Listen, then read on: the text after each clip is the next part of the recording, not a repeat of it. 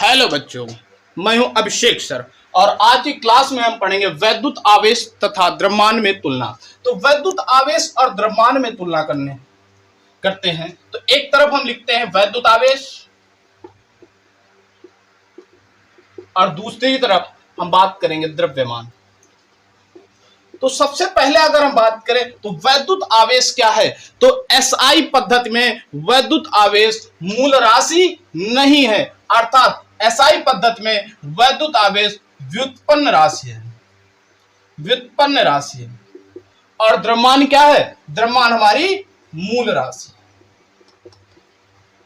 अगर दूसरी बात करें तो जो हमारा वैद्युत आवेश होता है यह हमारा पॉजिटिव भी होता है और निगेटिव भी होता है, अर्थात इलेक्ट्रॉन जब क्या करता है, दान करता है तो ये पॉजिटिव हो जाता है और इलेक्ट्रॉन को ग्रहण करता है तो ये निगेटिव। यानी कि प्रकृति में पॉजिटिव और निगेटिव दोनों चार्जेज उपस्थित हैं, दोनों आवेश उपस्थित हैं, लेकिन जो हमारा द्रव्यमान है वो केवल और केवल पॉजिटिव होता है, निगेटिव नहीं होता है।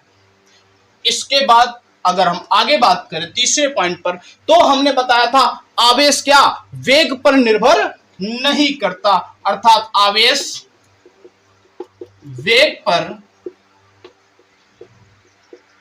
निर्भर नहीं करता, परंतु द्रव्यमान वेग पर निर्भर करता है। किस प्रकार से निर्भर करता है, तो हमने बात बताया था m is equal to m0 upon √1 minus v square upon c square. अगर हम किसी भी वस्तु की वेलोसिटी बढ़ाते हैं, वेलोसिटी को बढ़ाते हैं तो उसका मास भी बढ़ जाता है, अर्थात वेग पर द्रव्यमान का निर्भर करता है, द्रव्यमान वेग पर निर्भर करता है। यानी ये क्या है, विराम द्रव्यमान। जब कोई चीज रेस्ट पे होगा, विराम में होगा, तो उसका द्रव्यमान m0 कहलाता है। लेकिन अगर उसका वेग बढ़ जाए, वेग बढ़ा दिया जाए तो उसका क्या, वेलोसिटी बढ़ने के साथ साथ उसका द्रव्यमान बढ़ जाता है। तो भैया हम लोग देखते हैं कि अपने यहाँ पे हम लोग दौड़ते हैं, भागते हैं, तो हमारे द्रव्यमान में इंक्रीमेंट क्यों नहीं होता, हमारा क्यों नहीं बढ़ता, तो छोटी बहुत दूरियों के लिए छोटी सी वेलोसिटी है, बहुत छोटी वेलोसिटी, उसके लिए मान के चलो यहाँ पे ये c स्क्वायर है, यानी प्रकाश की चाल है c, ये c स्क्वायर का, अर्थात अगर हम इसकी वैल्यू निकालें तो ये निकलेगी 3 × 10⁸ का होल स्क्वायर, अर्थात हम बात करेंगे 9 × 10⁻। इसके रिस्पेक्ट में v की वैल्यू बहुत कम होती है, इस वजह से हमारी जो द्रव्यमान में चेंजमेंट होता है वो बिल्कुल नगण्य होता है, इसलिए हम उसको कैलकुलेट नहीं करते साधारण जीवन में।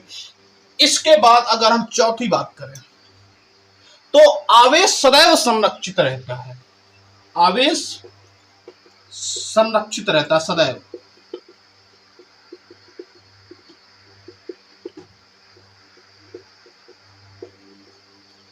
परंतु द्रव्यमान संरक्षण का सिद्धांत बना है, परंतु द्रव्यमान सदैव संरक्षित नहीं होता। एक उदाहरण हमने बताया था, एक इलेक्ट्रॉन और पॉजिट्रॉन टकराकर एनर्जी इंक्रीज करते हैं, जहां पर जो द्रव्यमान होता है वो संरक्षित नहीं रहता। यानी कि द्रव्यमान को कहां बदला जा सकता है, E is equal to mc square, अर्थात द्रव्यमान को एनर्जी में चेंज किया जा सकता है। यानी कि द्रव्यमान ऊर्जा तुल्यता सापेक्षता के सिद्धांत से आइंस्टीन ने हमें दिया था यह सिद्धांत, द्रव्यमान ऊर्जा संरक्षित।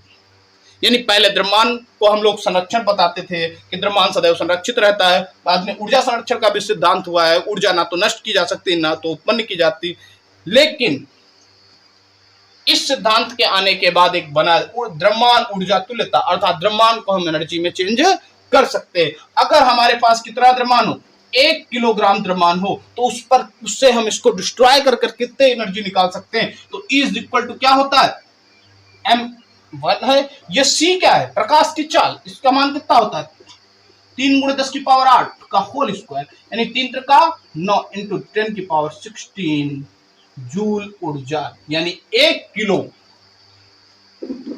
द्रव्यमान को हम डिस्ट्रॉय करके कितनी ऊर्जा निकाल सकते हैं, कितनी ऊर्जा प्राप्त कर सकते हैं, तो कितनी है 9 × 10⁻16 जूल प्राप्त कर सकते हैं। इसके बाद आवेश की क्वांटम प्रकृति की बात करें, अगर वैद्युत आवेश क्या होता है, ये क्वांटम होता है, क्वांटमीकरण होता है, यानी कि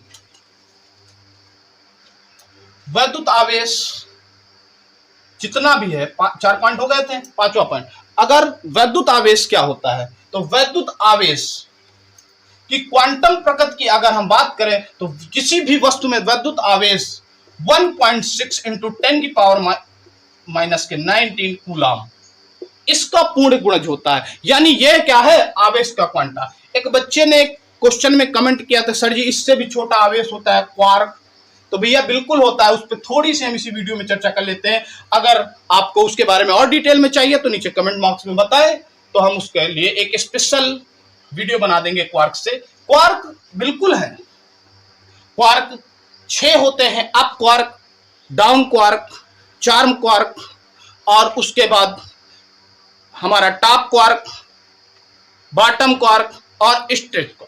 लेकिन जैसे कि हम लोगों ने पढ़ा भी है या कहीं भी देखा भी होगा कि जो हमारे मूल कण है, जैसे हम लोग कहते हैं प्रोटॉन, न्यूट्रॉन, ये भी इन्हीं क्वार्क से मिलकर बने हैं।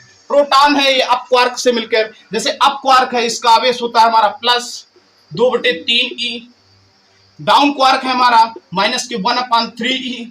तो ये आवेश है, परंतु नवीनतम शोधों से क्वार्क की हमारी खोज हुई है, लेकिन अभी प्रामाणिक रूप से ये सिद्ध नहीं हुआ है, प्रमाणित नहीं हुआ है। जब ये प्रमाणित हो जाएगा तब हमारे, लेकिन आवेश के क्वांटमीकरण में कोई परिवर्तन नहीं होगा। आवेश सदैव इतने का ही पूर्ण गुणज होगा, क्योंकि आधा इलेक्ट्रॉन या आधा प्रोटॉन या क्वार्क जाके किसी चीज को आवेशित नहीं करेंगे, यानी जो हमारा क्वांटा प्रकृति इसी में गुणा। लेकिन हाँ, हो सकता है कि अगर मिलने के बाद क्वांटा बदल जाए। क्वांटा क्या होता है, किसी चीज का, किसी राशि का क्वांटम क्या होता है, तो भैया आवेश का क्वांटम क्या, 1.6 इंटू 10 की पावर -19।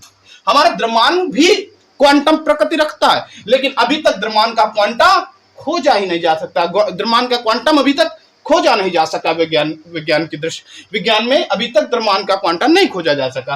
अब एनर्जी का क्वांटा भी होता है, एनर्जी का क्वांटा होता है h न्यू, सबसे कम एनर्जी। एनर्जी का क्वांटा हमें मिल गया, संवेग का हमें क्वांटा मिल गया h/2π। तो ये संवेग का क्वांटा, ये एनर्जी का क्वांटा हो गया, ये हमारे संवेग का क्वांटा हो गया, ये हमारे आवेश का क्वांटम हो गया। लेकिन द्रव्यमान का क्वांटम अभी तक खोजा नहीं जा सका, द्रव्यमान का क्वांटा अभी तक पाया नहीं गया, हालांकि यह भी द्रव्यमान भी क्वांटम प्रकृति रखता है। इसके बाद अगर हम बात करें अगले पॉइंट पे, तो हमारा अगला पॉइंट है 6, कि जो आवेश है, आवेश का जो अस्तित्व है बिना द्रव्यमान के नहीं है। यानी कि किसी वस्तु में ऐसा नहीं हो सकता है कि केवल आवेश हो लेकिन उस पर द्रव्यमान ना हो, ऐसा संभव नहीं है। परंतु द्रव्यमान का अस्तित्व बिना आवेश के, यानी कि किसी वस्तु पर द्रव्यमान हो सकता है लेकिन उसका नेट आवेश 0 हो सकता है, लेकिन किसी पे आवेश हो और नेट आवेश द्रव्यमान 0 हो, ऐसा संभव नहीं है। यह हमारी बात हो गई आज की वैद्युत आवेश तथा द्रव्यमान की।